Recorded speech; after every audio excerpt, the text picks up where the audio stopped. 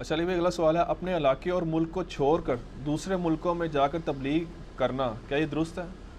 یہ میرے بھائی مجھے پتہ ہے اس سوال کے اندر سے کیا سمیل آ رہی ہے. جو بیچارے اپنی جیب سے مال خرچ کے اتنی تکلیف اٹھا کے اپنے ملک کے اندر بھی تبلیغ کرنے کے لیے جا رہے ہیں، تبلیغی جماعت والے ادھر جاتے ہیں تو مولوی کی تیکھیاں سنتے ہیں، وہ عوام کی تیکھیاں سنتے ہیں. یار وہ دین کے لیے قربانی کر رہے ہیں. آپ کا مولوی تو تنہا لے کے جمعہ پڑھا رہا ہے نا، اور تبلیغی جماعت والا بیچارہ اپنی جیب سے خرچ کے دوسرے شہر میں آ کے آپ کو تبلیغ کرنے کے لیے آیا ہے. آپ کو تو بے تنخواہ ملازم ملے ہوئے ہیں، اللہ کا شکر ادا کریں. آپ کے اپنے امام مسجد نے کبھی باہر جا کے محلے میں دعوت نہیں کی ہے کہ یار مسجد میں آؤ.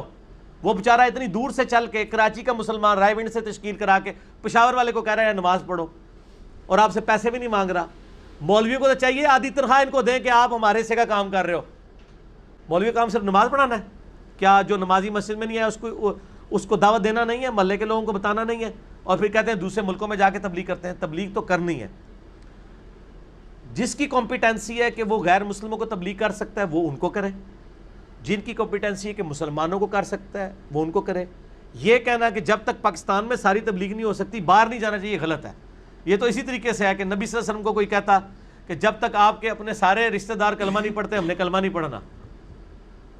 تو سر حضور صلی اللہ علیہ وآلہ وسلم کا جو اپنا چچا ہے اس نے تو ابو لہب نے تو کلمہ نہیں پڑھا، تو پھر تو حضرت ابو بکر کو بھی نہیں پڑھنا چاہیے تھا کیا؟ نہیں، ضروری نہیں ہوتی. زور ادھر لگا ہے فائدہ کہیں اور ہو جاتا ہے. آپ تبلیغ کا کام ضرور کرنا ہے اور بہت اچھا کام ہے، کریں. لیکن میرا مشورہ ہے تبلیغی جماعت والوں کو، ویسے شکر ہے ان کی ڈکلیئرڈ پالیسی ہے کہ یہ صرف مسلمانوں کو دعوت دیتے ہیں، مسلمان تھوڑے، تب یہ غیر مسلموں کو دعوت نہیں دیتے الا ماشاء اللہ کوئی جماعت ہے. غیر مسلموں کے پاس وہ لوگ جانے چاہیے جن کو غیر مسلموں کے اعتراضات کا پتہ ہو. قادیانیوں کو بھی اسلام کی دعوت وہ دے جن کو قادیانیوں کے اعتراضات کا پتہ ہو. ادروائز آپ کیسے دعوت دے سکتے ہیں؟ قبول ہی نہیں کریں گے. ان کے اپنے وسوسے ہیں وہ سیٹل کرنے ہوں گے. ٹھیک ہو گیا؟ اچھا، آپ جب بھی بات کرتے ہیں تبلیغی جماعت کے حوالے سے یا اس میں دعوت کے حوالے سے، تو اس میں تو پھر بریلوی حضرات بھی ایسے ہیں جو کہ وہ نکلتے ہیں ہاں جی، دعوت اسلامی والے بھی ہیں، اور لیکن ان میں اب تنخواہ کا سلسلہ بھی شروع ہو چکا ہے. وہ جو لائف ٹائم کے لیے وقف ہوئے ہیں نا وہ پیڈ لوگ ہیں زیادہ تر. لیکن ایفرٹ تو کر رہے ہیں نا، ایفرٹ کر رہے ہیں، ہم اس ایفرٹ میں ان کے ساتھ ہیں. لیکن ان کا معاملہ یہ ہے کہ ان کی کافی ساری چیزیں کتاب و سنت کے منافی ہیں عقیدہ توحید کے حوالے سے. تو اس لیے میں تبلیغی جماعت کی اس لیے مثال دیتا ہوں کہ تبلیغی جماعت اس وقت دنیا کی سب سے بڑی جماعت ہے مسلمانوں کی. یہ نہیں ہے کہ ایک آپ پراپوگنڈا شروع کر دیں اور کسی کو بڑا کریں، نہیں. میرا یہ دعویٰ ہے کہ عام دنوں میں رائے ونڈ میں اتنے نمازی نماز پڑھتے ہیں کہ خانہ کعبہ میں اتنے نمازی نہیں ہوتے ہیں. عام دنوں میں، خاص دنوں میں نہیں. 1,00,000 کے قریب بندہ نماز پڑھ رہا ہوتا ہے رائے ونڈ میں. اجتماع کے دنوں میں تو زیادہ ہوتا ہے. اتنی بڑی کسی مسجد کی گیدرنگ نہیں ہوتی ہے 1,00,000 کے قریب.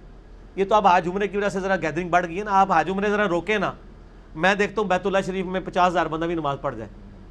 کدھر لوگ اتنی دور سے ڈرائیو کر کے آئیں گے؟ جس طرح ہمارے محلے کے مسجدوں میں لوگ ہوتے ہیں. ایون وہاں تو مکہ شریف کے بیت اللہ کے پاس جو لوگ ہوتے ہیں نا ہوٹلوں میں، وہ بھی باب العمرہ کے پاس ایک چھوٹی سی مسجد ہے تو نماز پڑھ رہے ہوتے ہیں. اتنی دور کون چل کے جائے؟ اتنی بڑی مسجد ہے سینٹر تک پہنچتے ہوئے. تو سر وہ ان کی چلت پھرت میں 1,00,000 بندہ ہر وقت ہوتا ہے. اتنا بڑا کام اور کسی جماعت کا نہیں ہے، اور بے لوس. میں اس لیے ان کو یعنی پریفر کرتا ہوں باوجود اس کے کہ کئی معاملات میں اختلاف ہے. اس لیے ان کو میں بہتر سمجھتا ہوں. یہ نہیں ہے کہ باقیوں نہیں، باقی جو بھی کر رہے ہیں. اب تو اہل حدیث کی بھی جماعت شروع ہو گئی ہے. تینوں کے بانیوں کا نام الیاس ہے. سلام علی الیاسین. ہاں، الیاس کاندلوی، الیاس قادری اور الیاس اثری. شیعہ نے نہیں بنائی، میرے خیال ہے وہ الیاس کی تلاش میں ہے.